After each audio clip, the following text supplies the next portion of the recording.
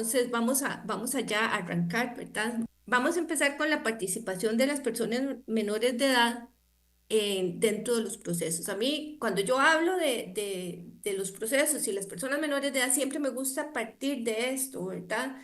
¿Por qué? Porque a veces tenemos la idea de que las personas menores de edad van a participar dentro de esta tercera categoría, ¿verdad? Como parte interesada en el proceso, pero no nos damos cuenta de que muchas veces las personas menores de edad también van a participar dentro de los procesos como partes actoras o como partes demandadas del proceso y ahora, muy usualmente, lastimosamente, como personas testigos, como testigos, como testigas, vamos a tener hasta niños participando en los procesos. Entonces tenemos que tener como mayor amplitud a la hora de que nosotros vamos a hablar de este tema. El código, yo lo que hice fue, vamos a ver si nos alcanza el tiempo, ¿verdad? Como hacer un recorrido con todo, con toda la normativa del código para ir viendo cuáles eran las normas que hacían referencia a personas menores de edad. Incorporé las que estaban ya reformadas, ¿verdad? Aun cuando todavía no se ha firmado la parte de las reformas, pero está incorporada. Y vamos a hacer referencia a una norma ahí que creo que no quedó bien, pero bueno, ahora la vamos a ver. Entonces, vamos a ver sobre el tema de competencia territorial, que vean que esta es una parte, una norma muy bonita porque viene a recoger un principio que estaba, que habíamos ido desarrollando de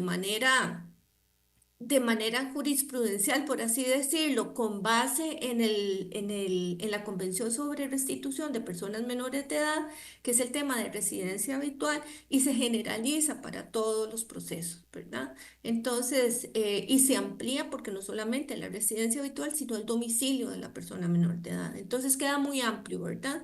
El tema de la competencia territorial con algunas excepciones, ¿verdad? Que contienen el artículo 17 y el artículo 20, ¿verdad? No los voy a ir leyendo todos porque si no, no nos da tiempo. Después vamos a pasar de ahí al tema de competencia subjetiva, ¿verdad? Y esta parte es muy importante porque dice, deberes de quienes administran justicia, dictar las medidas de protección necesarias para evitar la violación de las personas en estado de vulnerabilidad. Vean que es como más amplio, no es lo que se pide, sino lo que es necesario, ¿verdad? Y esto implica una labor de la persona juzgadora, ¿verdad? Y de quienes estén representando a la persona menor de edad para poder dar una tutela más integral a los niños, niñas y adolescentes, ¿verdad?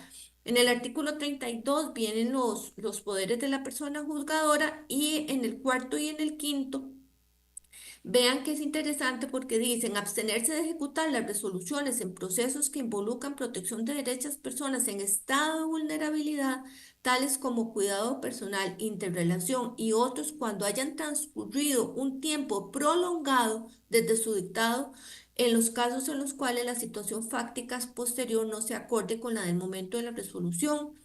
Y en el 5 disponer la ejecución en resoluciones no firmes cuando estén de por medio derechos de personas en estado de vulnerabilidad. Vean que el punto 4 para nosotros es fundamental, ¿verdad? ¿Por qué? Porque muchas veces nos piden la ejecución de sentencias que ya ha transcurrido mucho tiempo, ¿verdad? Y entonces en un niño que se fijó por decir así, una interrelación familiar cuando el niño tenía 8 años, cuando ya tiene 12 y se pretende ejecutar, ya, ese niño es otra persona en comparación con este adolescente de 12 años.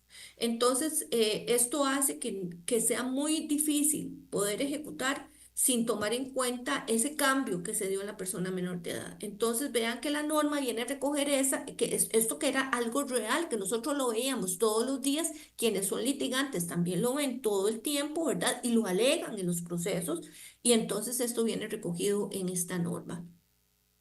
Después viene el tema de la legitimación en los procesos. Vean que aquí es interesante porque en los procesos, en el Código Procesal de Familia, la legitimación siempre va a ser muy amplia, ¿verdad? Como que trató de ir abriendo esos espectros. ¿Por qué? Porque si no, nos quedábamos como como pegados, a veces como trabados, ¿verdad? Entonces, este tipo de normas lo que vino fue como ampliar esa participación de diferentes instituciones. Vean que habla hasta de grupos sociales, ¿verdad? ONGs que trabajen con estos grupos, ¿verdad? Y que estén debidamente constituidas. Y es este tipo de legitimación ampliada, por así decirlo, lo que trata de hacer es de visibilizar también el papel de la sociedad civil en la protección de los derechos de las personas en estado de vulnerabilidad y en este caso, en el caso de personas menores de edad. Como intervinientes en el proceso se mantiene la intervención del Patronato Nacional de la Infancia, ¿verdad? Y aun cuando no participe como parte en el proceso y se trata de litigios o asuntos en los cuales esté de por medio de la discusión de derechos de personas menores de edad, la autoridad judicial está en la obligación de dar la intervención en el proceso. Muy parecido a lo que tenemos ahora, ¿verdad? Para lo cual podrá personarse por medio de representación legal y en su participación podrá ofrecer cualquier tipo de prueba en beneficio de las personas menores de edad. Vean que esto nosotros siempre lo hemos como, es algo que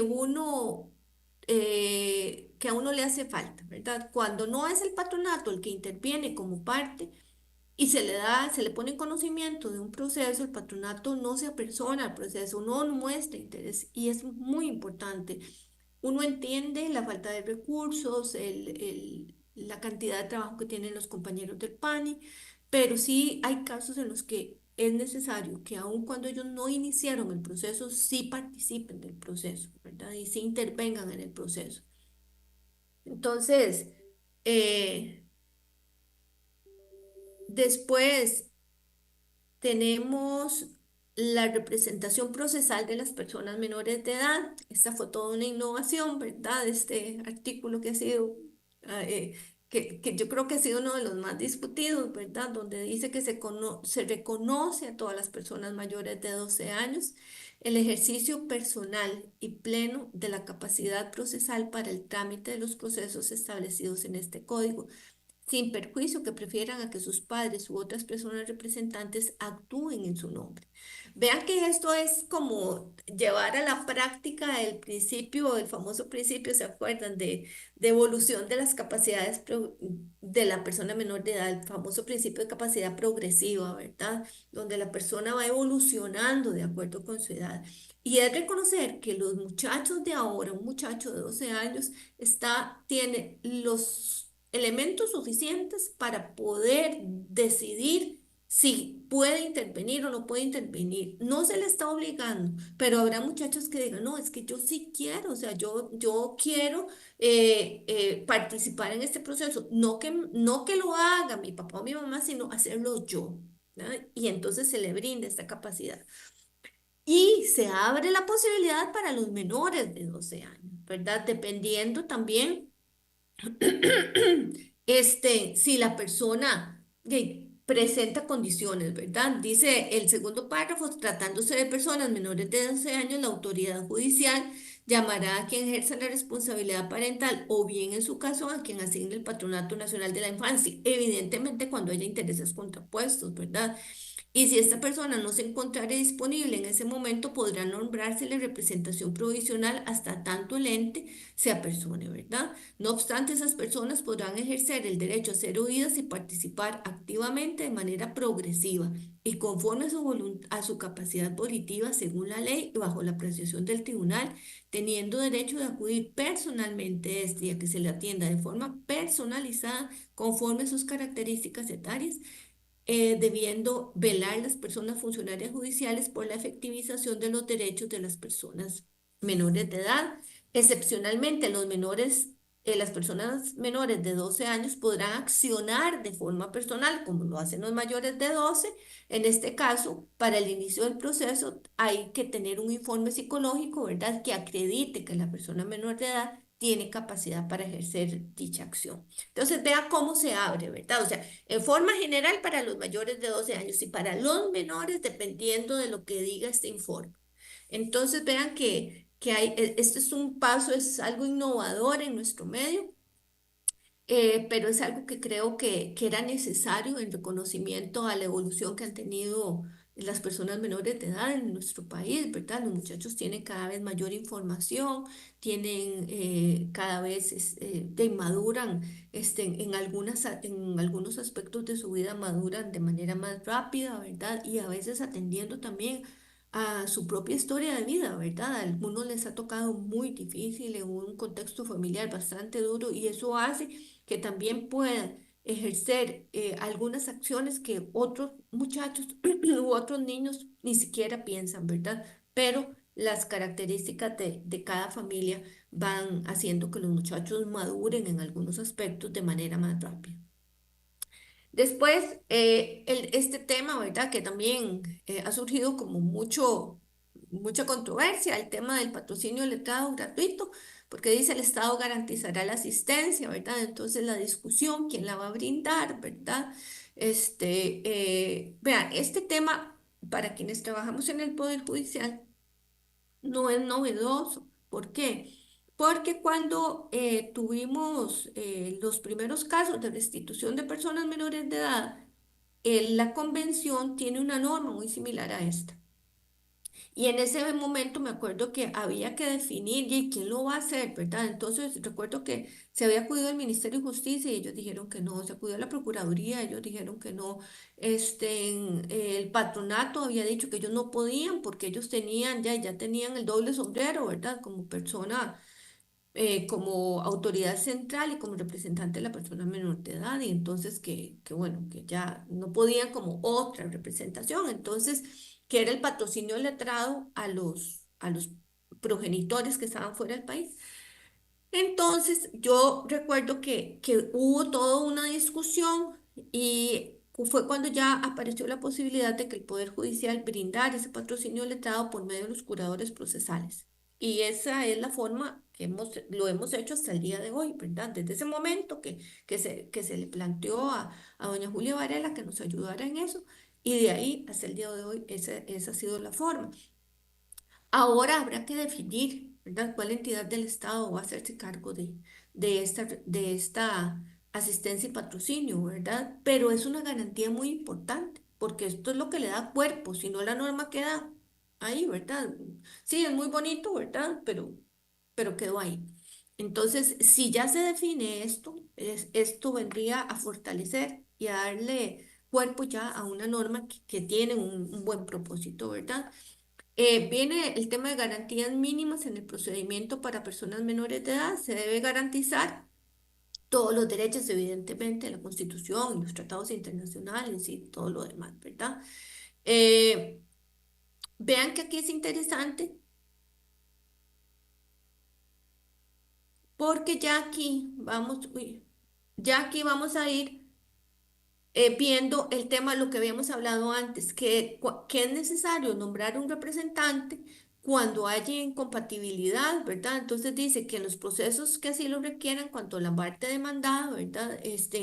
Sea una persona jurídica o cuando la parte actora o demandada sea física, mayor de edad, que requiere representación legal y carezca de esta, procederá el nombramiento de una persona que actúe como curadora en los siguientes supuestos. Si tratándose de personas físicas exista incompatibilidad o intereses contrapuestos entre el representante y el representado, ¿verdad? Que lo vemos ahora mucho, ¿verdad? En los casos de filiación. En algunos casos de filiación, nosotros hemos tenido que nombrar representante a la persona menor de edad porque hay una contraposición de intereses entre los progenitores y la persona menor de edad. Ok, vean, de aquí vamos a saltar. Vean que saltamos un montón de artículos, pasamos del 45 al 113 para que no se asusten, ¿verdad? Aquí vamos a hablar sobre la demanda de revisión, ¿verdad? Que es la que se hace cuando ya ha habido un proceso donde hay cosa juzgada, ¿verdad? Y entonces es necesario revisar las condiciones en las que se dictó la sentencia para poder modificarla, ¿verdad? Porque sea alguno de los supuestos contenidos en el código, ¿verdad? Entonces aquí habla sobre la intervención del Patronato Nacional de la Infancia, ¿verdad? Y esto es muy importante porque hace referencia a varias instituciones y como siempre el patronato en representación de las personas menores de edad. Entonces quería traerla nada más como para que la viéramos. Ya aquí, vean, vamos a hablar sobre, espérese para quitar esto de aquí. Es que ok. Vamos a hablar sobre medidas cautelares, ¿verdad? Y aquí ya hablamos ya propiamente, ya vamos a entrar como en procesos, ¿verdad? Ya dejamos como normas aisladas y ahora sí vamos a empezar con procesos y entonces vamos a hablar sobre las medidas cautelares y la primera es la de el régimen provisional de interrelación familiar y ahí vienen varios, ¿verdad? Cuidado provisional de personas menores de edad, este, y estas dos normas, ¿verdad? Vienen también a recoger lo que en la práctica hemos estado haciendo, ¿verdad? Y entonces ya viene como desarrollado de una manera más orgánica, ¿verdad? A como lo teníamos anteriormente, ¿verdad? Entonces, el cuido, después tenemos el tema de las entrevistas, diagnósticos y que son necesarias, ¿verdad? Y vean que es interesante porque dice, cuando sea estrictamente necesario para la resolución de la medida cautelar, se van a pedir, no es en todos los casos, es cuando es estrictamente necesario, ¿verdad? Y entonces esto es importante porque a veces lo generalizamos y saturamos los servicios, ¿verdad? Entonces dice eh, cuando sea estrictamente necesario. Vean que al final habla sobre también podrá ordenar la entrevista personal, para lo cual podrá solicitar la participación y colaboración de los integrantes del equipo interdisciplinario. Pero recuerden que estas normas las tenemos que integrar siempre con las normas del Código de Niñez. Y entonces, esta entrevista, este podrá, que está aquí facultativo, ¿verdad? Por así decirlo, desaparece y se convierte en un deberá entrevistar de acuerdo con las normas del Código de Niñez y Adolescente. ¿Por qué? Porque la entrevista para las personas menores de edad no es facultativa para la persona juzgadora, es una obligación. Todas las personas juzgadoras deben siempre de entrevistar a las personas menores de edad. Y en este tema no nos cansamos de insistir porque pareciera que la gente a veces uno en el tribunal decía como, dice uno, pero ¿qué fue lo que no entendieron? No sé cuántas veces se los hemos dicho. Mire, dos cosas.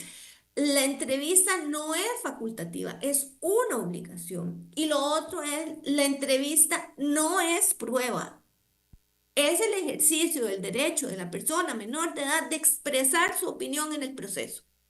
Pero pareciera que a veces o casi siempre se olvidan las dos cosas. Y entonces es un nuevo recordatorio, ¿verdad? Para los abogados litigantes y para quienes administran justicia de estos dos aspectos. La entrevista de la persona menor de edad no es facultativa, es obligatoria y no es prueba. A los compañeros jueces y juezas, por favor, no lo pongan dentro de los hechos probables, ¿verdad? Porque no es prueba.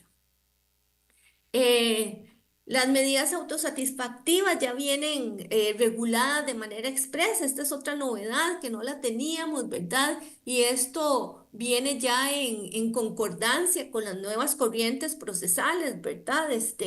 Que han sido como muy interesantes, porque nosotras las teníamos confundidas, ¿verdad? Las dos, pero ahora no, ya vienen, ya están separadas, ¿verdad?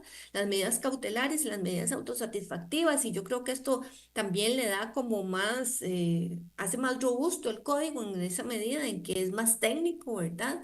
Y entonces ya viene dos articulitos sobre procedencia y los efectos de las medidas autosatisfactivas y yo creo que en esto avanzamos también.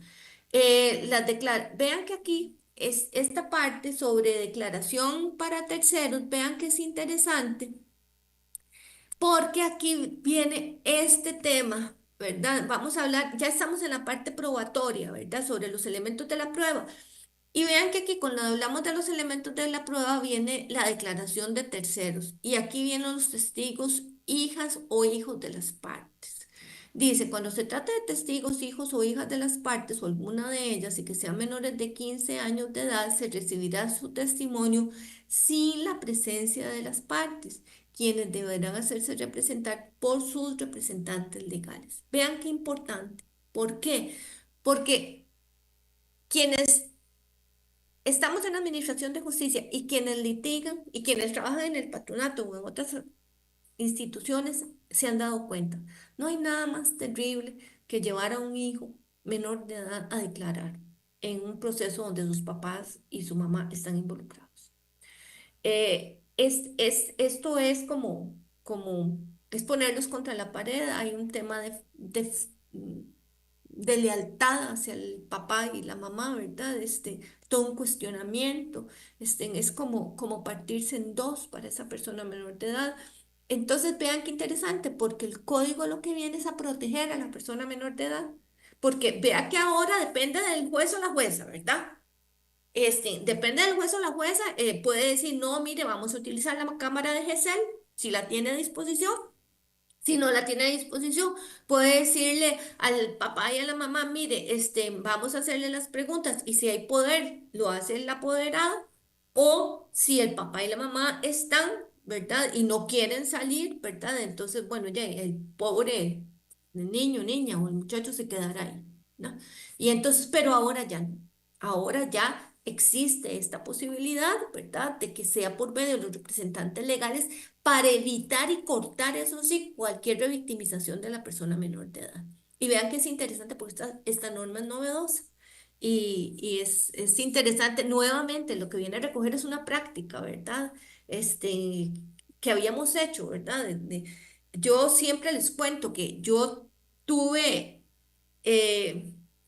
una experiencia terrible, la primera violencia doméstica que tuve con personas menores de edad como testigos sin ninguna experiencia, ¿verdad? Teníamos como 2 meses de tener la ley contra la violencia doméstica y yo siempre cargaré eso en mi conciencia porque yo me acuerdo que el muchacho estaba ahí, estaba la mamá y estaba el padrastro y aquello fue una cosa de terror hasta que ya en media audiencia yo llegué y les dije a los abogados, no, no les van a hacer ustedes preguntas, yo le voy a hacer las preguntas a la al muchacho y ustedes me pasan las preguntas y ahí hice un enredo, ¿verdad? Porque yo me di cuenta de que aquel muchachito estaba sufriendo, era un adolescente y estaba sufriendo de verse en aquella situación tan incómoda.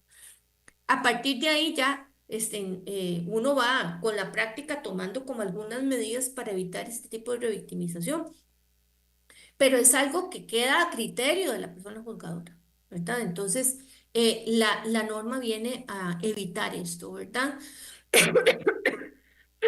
Vean que aquí, con respecto a la privacidad de los documentos, es interesante, ¿verdad? Porque también hace referencia a documentos que tienen que ver con la familia, ¿verdad? Y entonces hace una referencia muy bonita. Esta norma quedó muy, muy bonita, ¿verdad? Y entonces eh, es algo que está ahí para que ustedes la estudien. Viene la opinión previa en los medios alternos de solución de conflictos, ¿verdad? En aplicación de la ley RAC, ¿verdad? Dice que tratándose de personas menores de edad o con discapacidad que pueden externar su opinión de previo a la homologación en la audiencia indicada, cuando se considere necesario para una mejor solución, se escuchará su posición acerca de los aspectos conciliados que se refieren a sus derechos propios, ¿verdad? Como para tener que la persona tenga certeza y que el juez también tenga certeza de que lo que se acordó, de lo que se concilió, es así, ¿verdad? Entonces vean que esta norma lo que viene es como a proteger, ¿verdad? Reforzar la protección de la persona menor de edad. Ya entramos al resolutivo familiar, que si ustedes ven esta norma del 222 es muy interesante porque ya casi toda es de materia de niñez, ¿verdad? O tiene relación con personas menores de edad. Yo eliminé los últimos dos incisos porque eran los que no tenían que ver, porque de ahí en fuera todos tienen que ver con materia de niñez, en el sentido de que de que hay personas menores de edad involucradas en estos procesos. No los vamos a leer, esta norma yo creo que todos y todas la han leído muchísimo, así que vemos como ya el resolutivo familiar vino a englobar y a homogenizar la tramitación de todos estos procesos que teníamos antes, así como con un montón de normas y de procesos y de procedimientos ahí estén en el ambiente, ¿verdad? Y ya viene a homologarse, a hacerse una homogenización de estos procesos. Tenemos los procesos de protección cautelar, ¿verdad? Ya, el resolutivo familiar, como ese gran proceso que es como una sombrilla grande, ¿verdad? Y tenemos algunos otros procesos que son un poco más específicos, como el de protección cautelar, ¿verdad? Eh, Dice, objeto de regulación, mediante el presente título se regula el procedimiento para la protección de las personas en condición de vulnerabilidad, salvo aquellos regulados por leyes especiales. Vean que aquí es interesante, ¿verdad?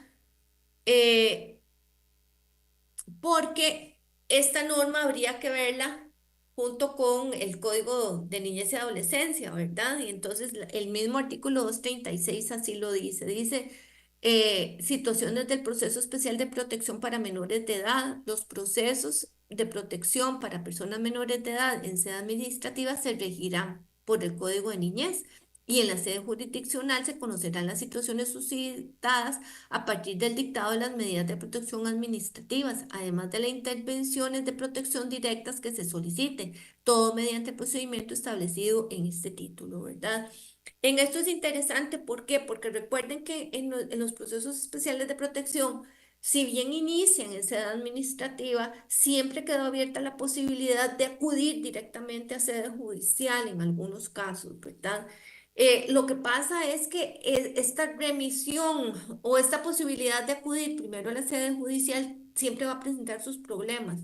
¿Por qué? Porque a final de cuentas uno se va a tratar de garantizar de que el patronato ya haya iniciado la intervención, porque si no es muy difícil para el juez o la jueza poder tomar una medida sin tener conocimiento si ya a nivel administrativo existe alguna intervención y pareciera que es como el, el, el pase normal, ¿verdad? Iniciamos en sede administrativa, se cumple a nivel administrativo y si no... ¿Verdad?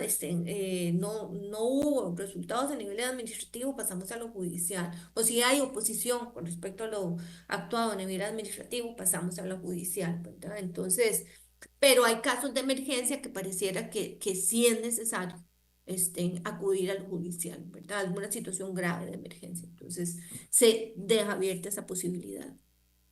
Ahora, dice que las medidas de protección, ¿verdad? Que se decretan son las que están en el 237, ¿verdad?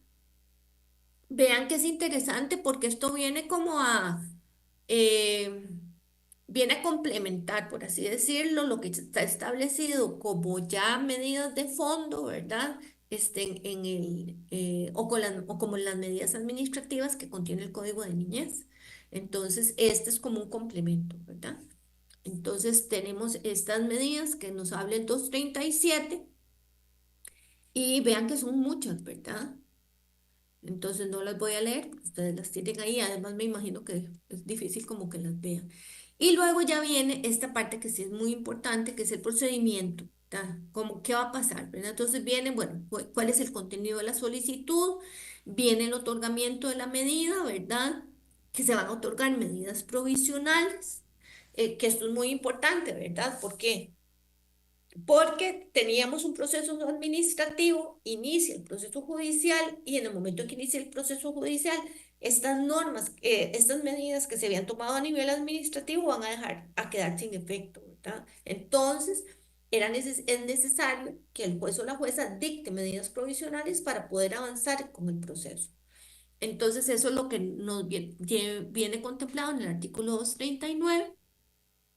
Y es interesante también porque tiene, vean que tiene, se puede recurrir, ¿verdad? Cuando se muestre inconformidad, el juzgado convocará a las partes a una audiencia en la que se evaluarán las pruebas.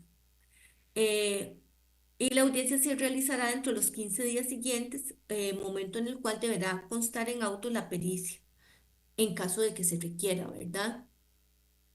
Eh, Vean que aquí el 239 dice, funciona muy parecido a cómo funciona el proceso de violencia doméstica, ¿verdad? Entonces, se dicta la medida, se dictan las medidas provisionales. Si la persona no está de acuerdo con las medidas provisionales, se llama a una audiencia, ¿verdad? Entonces, Viene la resolución final, recibida la prueba, se dicta la resolución y después tenemos aquí el tema de la ejecución de las medidas, que esto también es muy importante, porque ahora tenemos eh, esta parte queda como en una nebulosa, ¿verdad? ¿Quién ejecuta las medidas de protección que se otorgan? Usualmente en la sentencia uno le pide al patronato que sea quien que les ejecute, ¿verdad? Porque es muy difícil para la autoridad judicial ejecutarlas. Pero ya ahora quedó la norma del 241, ¿verdad? Que es el que se va a encargar de la ejecución de las normas. Eh,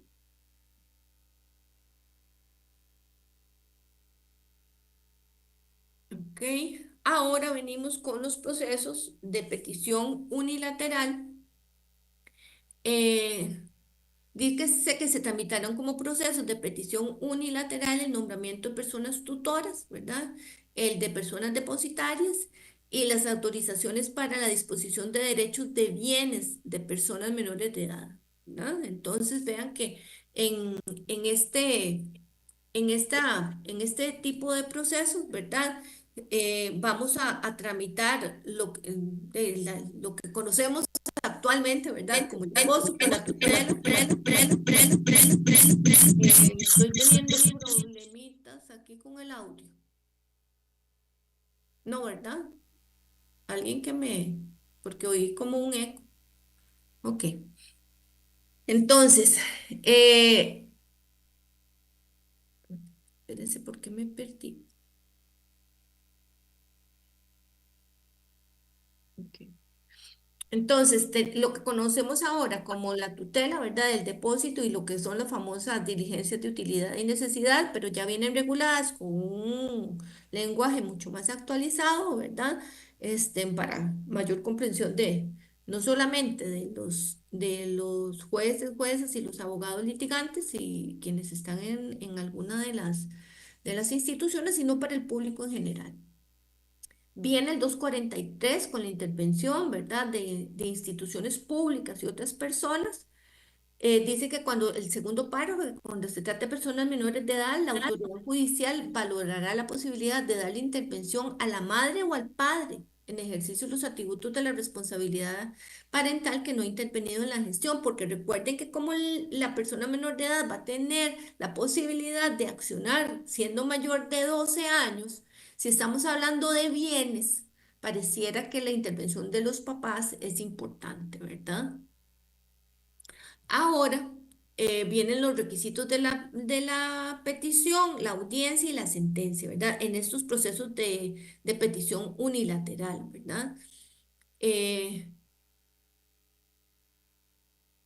Aquí vean que es interesante porque habla sobre una audiencia, el 245 dice, notificadas las personas intervinientes y llegados los autos, la prueba se convocará de ser necesario, no necesariamente, ¿verdad? De ser necesario a una audiencia a la que se podrá hacer llegar a la persona en cuyo favor se promueve la diligencia. Vean que aquí sí es interesante que no es obligatoria la audiencia.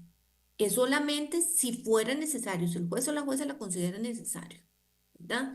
En contrario a lo que habíamos visto en otras, que sí era importante, ¿verdad? Eh, Se pueden hacer modificaciones, esto también es muy importante. Eh, Aquí creo que esto surge también de la práctica, ¿verdad? ¿Por qué? Porque obviamente en estos procesos, cuando se va a nombrar un tutor o un depositario, ¿verdad? Son normas o son procesos y nombramientos que van a irse modificando con el tiempo.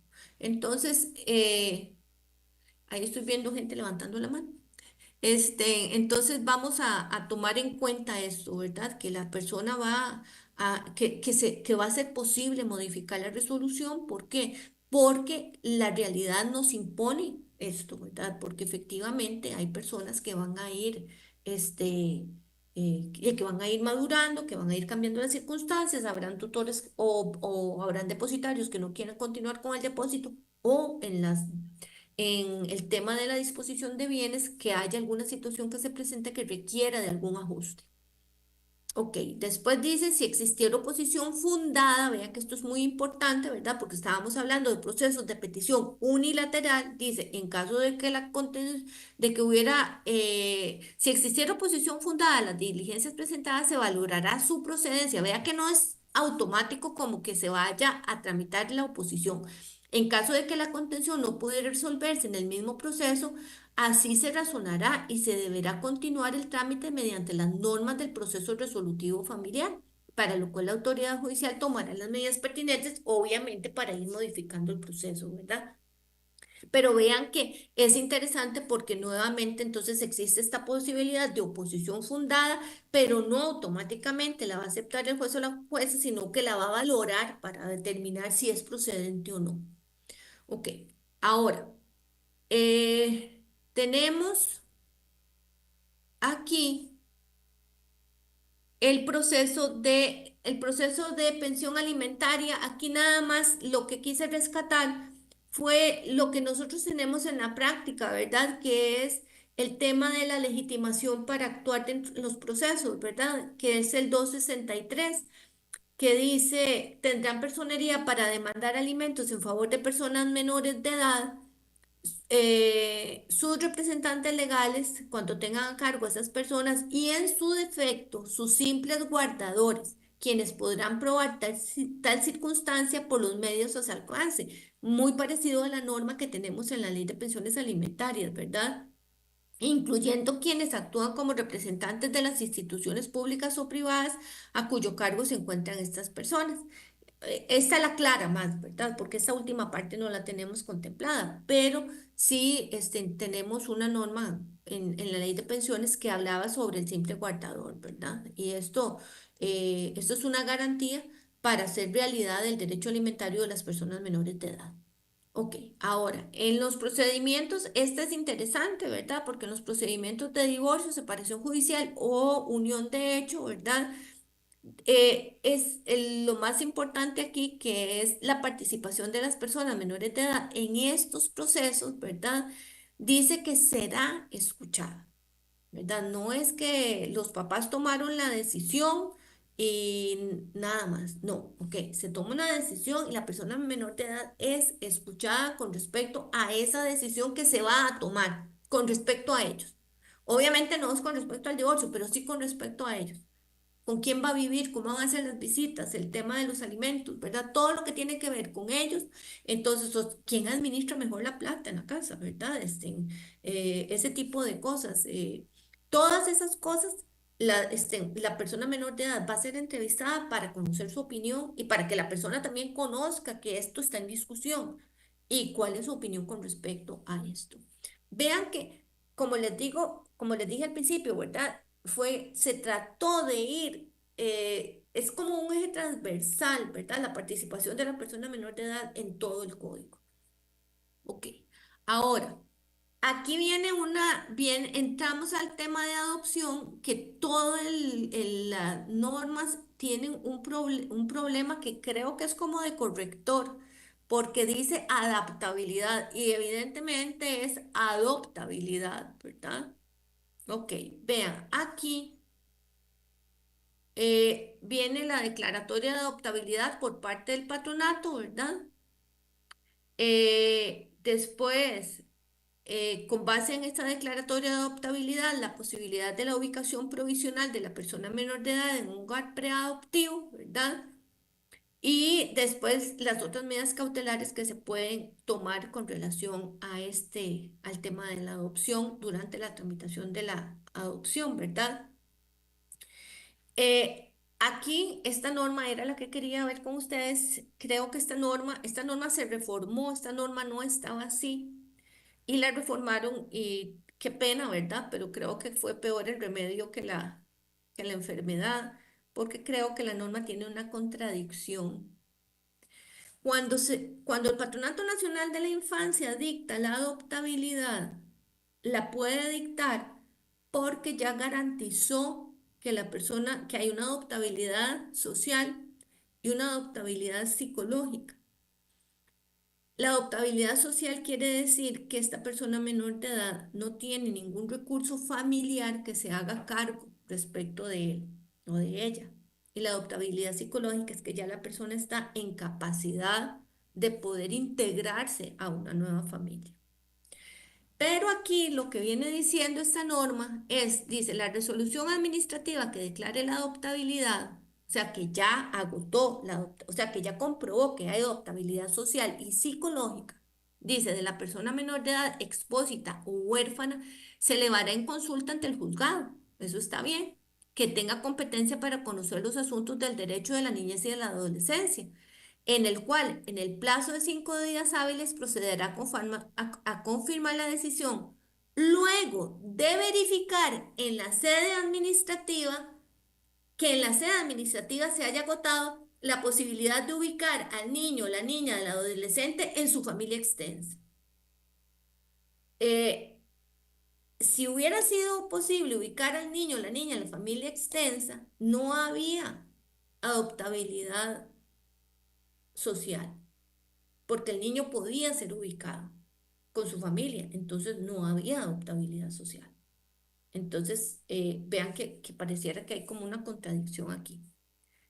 Creo que eso lo podemos subsanar, pero la norma anterior no tenía la modificación fue esta, que se verificara lo que se había hecho en sede administrativa, pero esta verificación contradice la adoptabilidad. Entonces, bueno, pero quedó así. No creo que vaya a generar mayores problemas, pero no entendí cuál era el objetivo de la modificación. Después, después vienen los requisitos previos a la adopción, ¿verdad? Que ya viene todo el trámite, ¿verdad? De qué es lo que se debe de presentar, copias, ¿verdad? Certificadas. Después el tema de la adoptabilidad internacional en caso de procesos de adopción internacional y la integración de los trámites, ¿verdad? Que es como interesante porque eh, esta norma del 197 es probablemente, ¿verdad? Yo creo que en otra charla que había dado en el colegio de abogados les había dicho que probablemente todo el código, sin ser así muy, sí, o siendo muy arriesgada, todo el código vale la pena por esta norma del 197. ¿Por qué? Porque esta norma da un salto cualitativo en lo que es el tema de la adopción, pero es enorme. Dice, en la misma sentencia, el proceso resolutivo familiar, determinación de los atributos de la responsabilidad parental con fines de adopción y declaratoria de adoptabilidad, si se dan las condiciones para hacerlo, se podrá resolver sobre la adopción. Y vean que esta posibilidad de economizarse un proceso y de poder definir ya la situación jurídica de la persona menor de edad con respecto a la adopción sería algo maravilloso. O sea, si nosotros lográramos concretar en la práctica esto y que esto se convirtiera, por así decirlo, en el proceso común y corriente, que no fuera una excepción, sino que fuera como la norma, que pudiéramos, en los casos en que haya posibilidad de adopción, decretarla ahí mismo, sería maravilloso. ¿Cómo lo vamos a hacer? ¿Cómo va a funcionar esto en la práctica? No lo sabemos todavía. Está la norma ahí. La norma está para hacer grandes cosas. ¿Cómo lo vamos a hacer? Esperemos que podamos los jueces y juezas dar la talla con la norma, ¿verdad? Y que podamos realmente hacer algo muy positivo y no jalarnos una torta, ¿verdad? Pero la norma está ahí y es una norma muy bonita, ¿verdad? Que abre una gran esperanza con respecto a la modificación del tratamiento de la adopción en nuestro país. Ok, viene después ya el procedimiento de adopción, ¿verdad? Que ahí está regulado, lo que no voy a detenerme mucho, ¿verdad? Vienen las medidas provisionales, ¿verdad? También, que son necesarias en un proceso de adopción. La audiencia privada también, que en la entrevista a la persona por adoptar, vean, si todavía no estamos claros con el tema de la adopción, cuando las personas menores de edad van a la entrevista, por favor, el niño y la niña tienen que saber que son adoptados. Todavía a estas alturas del siglo XXI nos llevan niños y niñas a la entrevista sin saber que son adoptados. Y yo no sé si es que los abogados pretenden que los jueces seamos quienes les digamos a los niños y a las niñas que van a ser adoptados en ese momento, que sería terrible, o sea, porque el trauma sería pavoroso. Pero entonces es necesario recordarlo, o sea, el niño y la niña van a ir a una entrevista porque les van a preguntar si quieren ser adoptados. Entonces, por favor, les van a explicar, mire, este proceso es un proceso de adopción, a usted se le va a cambiar los apellidos, ¿verdad? Todo lo que conlleva la adopción. Así que necesariamente el niño y la niña tienen que saber que están siendo, que van a ser adoptados. Entonces, para que por favor, recordemos esto, vean que en la audiencia se habla sobre recepción de prueba en caso de que el juez lo considere necesario por alguna situación que considere que es necesario aclarar. Y como una novedad, el dictado de la parte dispositiva del fallo, ¿verdad? En la audiencia, que va a ser como una experiencia bonita, que la gente pueda conocer cuál es el resultado de la adopción en ese momento. Y ya la redacción integral de la sentencia en 3 días. Viene el proceso de restitución internacional, ya para ir terminando. Este proceso, lo que se hizo fue que había una ley marco que había redactado la Corte de la Haya y entonces lo que hicimos fue eh, adaptar esa ley marco para Costa Rica. Entonces, tal vez de las cosas más importantes que tiene esta ley, ¿verdad? Viene muy parecida, ¿verdad? La ubicación de la persona menor de edad, quienes están legitimados para poder actuar, ¿verdad? Eso es muy parecido a lo que tenemos ahora porque está regulado en la convención. Esta norma está regulada paralelamente a la convención y entonces a la convención de la Haya. Y entonces tenemos estas actuaciones. Aquí la norma que quería resaltarle era, era esta, espérense, aquí, la del 308. Eh, Recuerden que el proceso que tenemos ahora, ¿verdad? Es un proceso en realidad, eh, como diría mi profesor de Derecho Internacional Privado, ¿verdad? Yerma, te lo inventaste. Bueno, sí, en realidad sí. O sea, es un proceso en realidad bastante inventado porque nosotros no teníamos norma que regulara los procesos, este tipo de procesos. Entonces hubo que hacer como una adaptación del proceso especial de protección junto con las normas que tenía la Convención de la Haya para poder tramitar este tipo de procesos y es lo que hemos hecho hasta ahora. Cuando redactamos esta parte de la norma, yo le sugería a Alberto y a Diego que pensáramos en las cosas que eran negativas de lo que estábamos haciendo en la actualidad. Y una de las normas que yo sentía, o una de las prácticas que era más complicada y que la gente echaba más de menos, era el tema de la posibilidad de oponerse al proceso.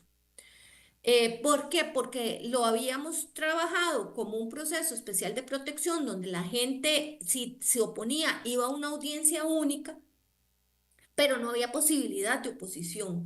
Y eso hacía que la gente se sintiera como que no tenía una posibilidad de defensa como la que ellos esperaban, ¿verdad? Con una posibilidad de oponerse, de plantear sus argumentos, de plantear sus pruebas, y eso no lo teníamos incorporado. Entonces aquí se recoge. Entonces ahora sí va a haber esa fase, ¿verdad? De oposición, sí va a existir en este proceso.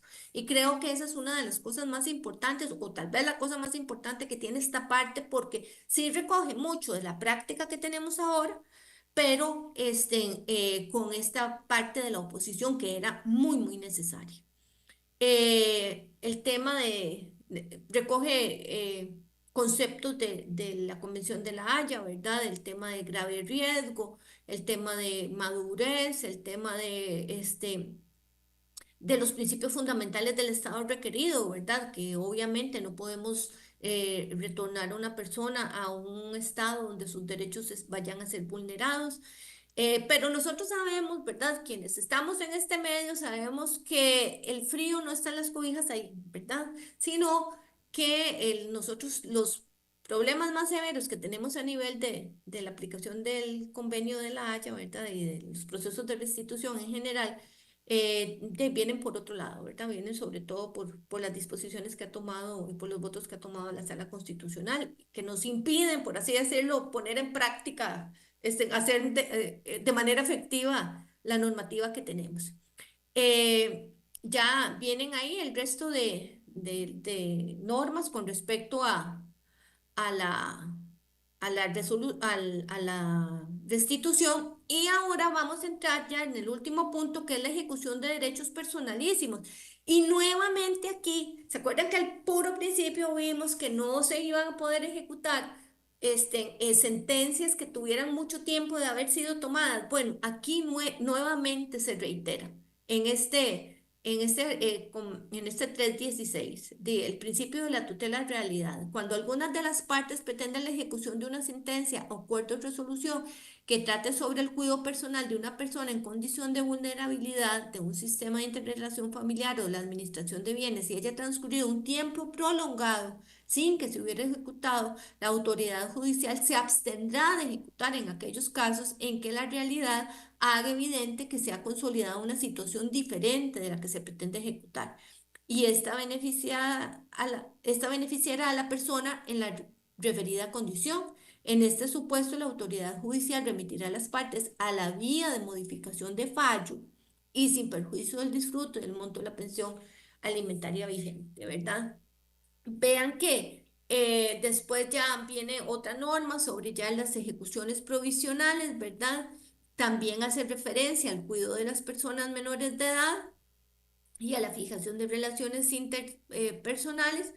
Y después esta norma del 318 es muy, muy importante, ¿verdad? Dice, para la ejecución de lo resuelto, la autoridad judicial podrá ordenar el cumplimiento por medios coercitivos, incluso allanamiento, el apercibimiento de sanciones penales que corresponden en casos negativos. Yo creo que esta norma va a ser importante en aquellos casos donde las personas se niegan. Típico caso, las visitas. En este momento denominadas visitas, interrelación familiar a partir de ahora. Ok, cuando no haya voluntad de ejecutar la interrelación familiar, por medios coercitivos se va a poder ejecutar.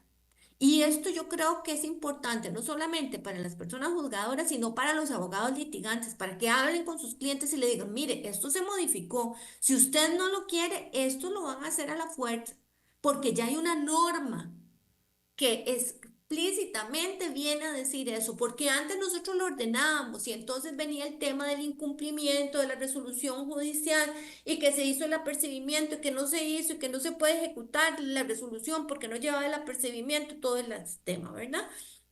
Entonces, pero vean que aquí ya está regulado de manera expresa. Después viene la competencia de los regímenes de relaciones interpersonales supervisados, que esto es interesante, ¿verdad?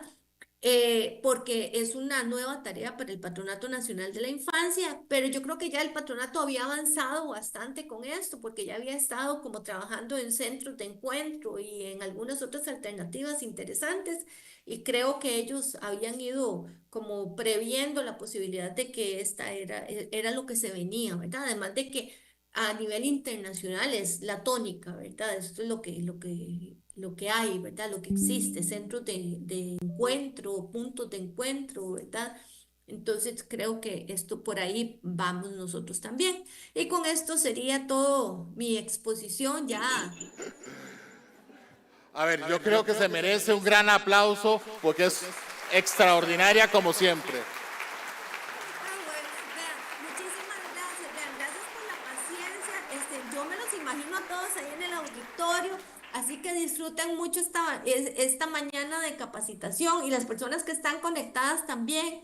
Espero poder haber podido compartir un poquito de esto. Decirles que es cierto que es una norma nueva, que todos estamos asustados por la implementación, pero que lo hagamos con mucha ilusión. Es una nueva etapa que se abre para el derecho de familia Y en realidad lo que vayamos a hacer en el futuro, yo creo que estamos viviendo una etapa que vamos a poder compartir con las futuras generaciones y decirles que nosotros hicimos historia al momento de iniciar esta nueva etapa en el derecho de familia. Así que con gran ilusión y con muchas ganas de estudiar, sigamos adelante. Muchas gracias.